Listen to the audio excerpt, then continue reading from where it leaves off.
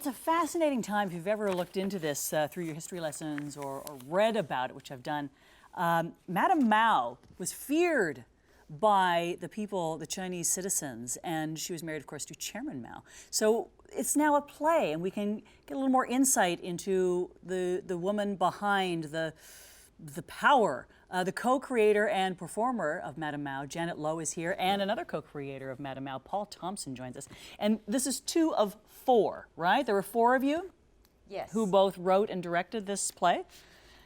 Who created it? 4 of us created it. It started out as Paul and I kind of bantering ideas back and forth, and we found this squash court to rehearse in to try to create this thing. Well, what made you want to write about Madam Mao? It's a bit about personal propagation in the sense that I'm an actor.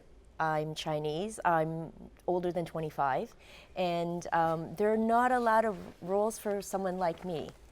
And so I was kind of looking around for a really interesting character play, and then my neighbor handed me this book called The White Bone Demon, written by a man by the name of Ross Terrell, and it was all about Madam Mao and, you know, the leader of the Gang of Four and Mao's widow. And it was just fascinating. She has this really, really colorful life, and, you know, she started out as a poor, born into poverty, you know, the daughter of a concubine, and then she rose in power to become the most powerful and feared woman in the world. And it was just a fascinating journey.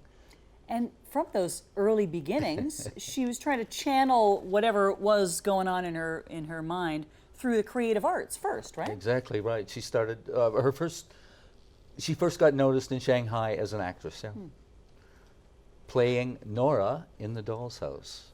How do you go from being an actress to wanting to rule China? That is the question. Yeah. She became a communist when she was also an actress, and she starred in many left-wing movies, propaganda films, you know, promoting communism. And everything back then had to be secret. It was a hidden message because at the time the Japanese were in power. So they had to produce these films about communism that could get past the Japanese censor boards. And then from there, she made her way to a place called Yan'an, which became the base of communism after Mao's Long March. They retreated all the way up to this place called Yan'an. And so she made her way up there and met Mao, and they fell in love and they got married. Wow. Yeah. Probably those early years as an actress enabled her to have that authority and charisma that powerful leaders have, right? I think they were working towards high ideas at that point. And my attraction to the show has to do with the challenge, the temptation, and the limits of idealism. That's heady. It is, That's heady but it's stuff. very exciting too, because she, Madam Mao, was extraordinarily compelling and beautiful, and yet under, you know, the Mao and the New Order, she de-beautified herself and put herself in service of the cause. It's very, very interesting. It is. You're playing her as she's reflecting on her life from a political prison. Yes. Yes, she was imprisoned about 3 weeks after Mao died. She was arrested along with her Gang of Four, and she was sentenced to death, and then they commuted her sentence to life imprisonment. I guess they always wanted her to repent and admit her mistakes. And after 15 years, she hangs herself. Wow. She herself was responsible for the death of many people, right? Yes, and we can say without a doubt that Madam Mao was evil. I mean, nobody is born that way, and so it's fascinating how a woman who started out with idealism, the dream of communism, the dream of making a utopia, and how that gets distorted over the years. Equal. Yes, It was a good Exactly. thought. Oh, no, the Everybody's ideas. equal. And- Everybody deserves. And the feudalism they were overthrowing was Yes. horrendous, no question about that. And the art forms that they ended up coming up with are extraordinary. She created a whole stream of cultural dance and beauty and physical opera and ballet primarily, that were model books of extraordinary color, vibrance, and empowering women. Wow. And here you are, you've had to de-beautify yourself. That's her. That's in real her. life. Yes, yes, and that's a picture of Mao and their daughter, their one daughter. Now that is a picture of one of her 8 model plays, and you see. In the show, we've tried to kind of replicate and give a taste of some of her model plays, and we do have 2 of our women who dance. There they are there with rifles, and so in the picture you see these, very strong ballerinas dancing around with rifles to show that women can be strong and part of the revolution. And as Mao said, women hold up half the sky.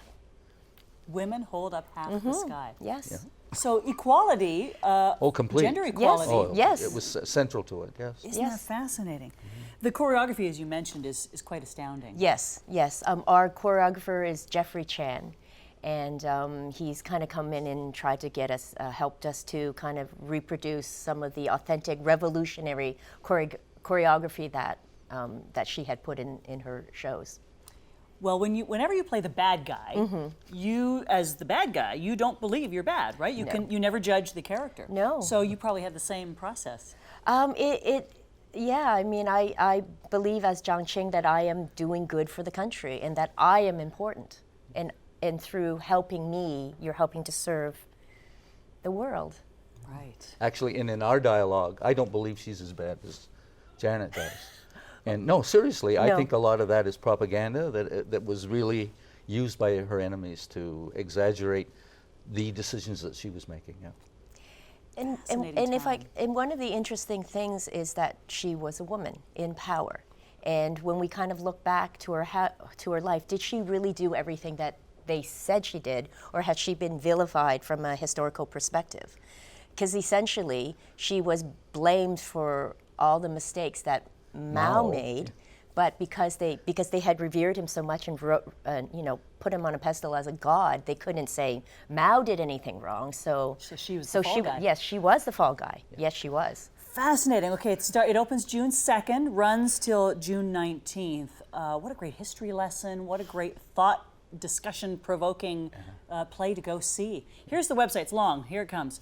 Azure River, AZURE River.wix.com/Madam-Mao. Look it up, get your tickets, go see the show. Thank you so much. Terrific. Thank you. Fascinating.